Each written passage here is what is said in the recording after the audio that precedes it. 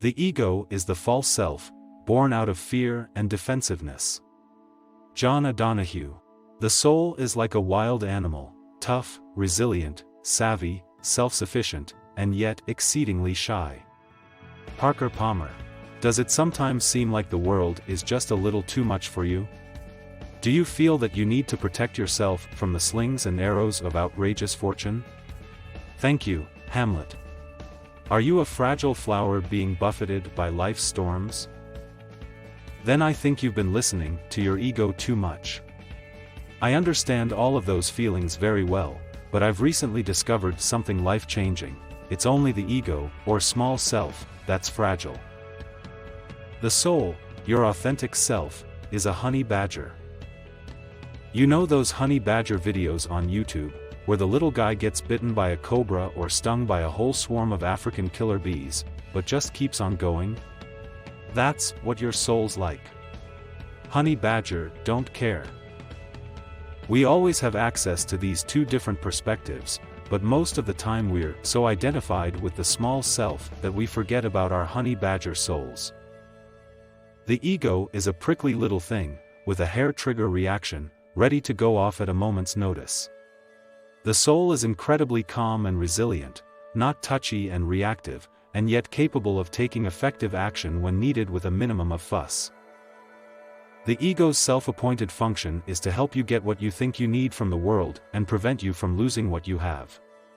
It's fueled by fear, and sees threats everywhere. This fear leads inevitably to feelings of separation, lack, competition, judgment, grasping, and deep loneliness. In other words, suffering. The soul, in contrast, is rooted in love and a deep-seated well-being. Things that put the small self in a tizzy often bounce right off it. Recently, I had two experiences within days that gave me a brilliant chance to practice switching focus from ego to soul and seeing what a difference that could make. Neither one was really a big deal, and yet both had my poor little ego off and running. What a drama queen the ego is. In both cases, a person I loved and trusted hurt my feelings, probably unintentionally. Misunderstandings happen, we're all human. The real issue was my ego's reaction, which was to immediately shut down in an effort to protect myself from being hurt again. It went something like this: well, I'm certainly going to have to stop being around those people, because I never want that to happen again, and they obviously can't be trusted anymore. The problem is, both of these people are part of a wellness community that I love. This community is all about personal growth, about learning to overcome the illusion of ego and live from the authentic self, or soul. Pondering my instinctive response to protect myself, I had to ask, just exactly what needs protecting here? The only answer I could come up with was my ego. My ego felt hurt and vulnerable when these two people seemed to not understand or value me. My ego didn't think it could handle that happening again, but when I checked in with my soul, it was like, honey badger, don't care. I had to laugh when I realized how unperturbed my soul was by what my ego saw as a huge affront and threat.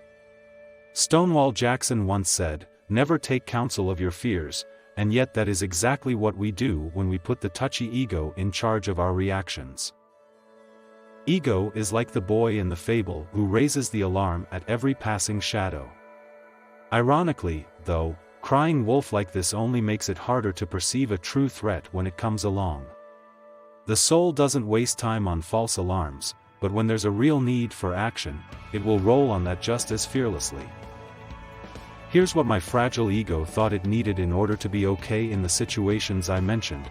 First and foremost, an apology to salve my hurt pride. Ego is always big on pride, assurances that I really am loved and valued, more pride, with a touch of emotional neediness, and finally, an ironclad guarantee that something like this would never happen again. Is that even possible, given that we are all human? Now, all of those things would be lovely to have, I'm not kidding.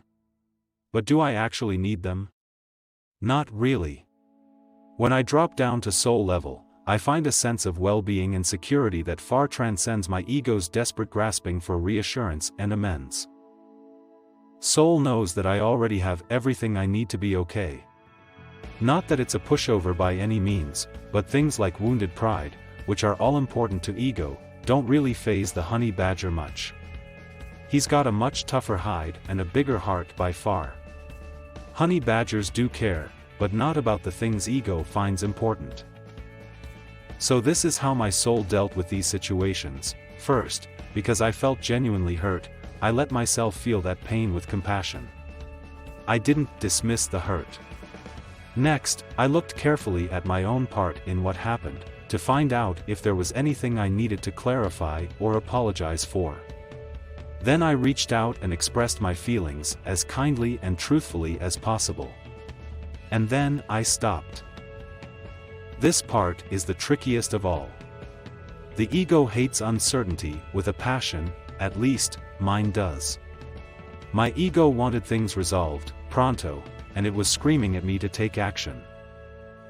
Maybe I should try to garner support and sympathy for myself by telling other people about what happened. That always feels good.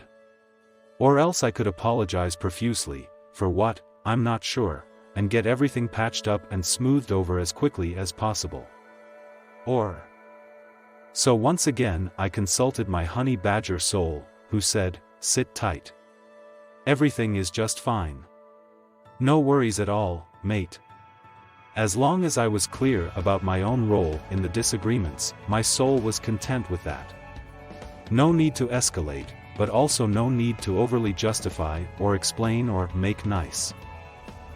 Unlike the ego, my soul knows that it's only responsible for its own reactions, not everyone else's. Gotta love that. And so, I waited. In one case, things have already ended up sorting themselves out very well, I'm sure far better than they would have had I listened to my ego. In the other, I'm still waiting, and that's okay. I've decided that, even in the face of this uncertainty, I don't need to take extraordinary measures to protect myself, at least not yet. There might come a time for that, and I trust my soul to recognize it if it does. When something like this happens to you, when your small self feels threatened and is telling you to attack or pull up the drawbridge, stop for a moment first and check in with your soul. Take some deep breaths and sink down under that surface panic. What do you really need to do, if anything? Is there truly a threat, or is it just your fragile ego crying wolf again? Chances are slim that you'll find your honey badger soul in a panic. Whether there's action to be taken or you just need to sit tight for a while, the calm, resilient, and loving energy of your soul is always there to draw on.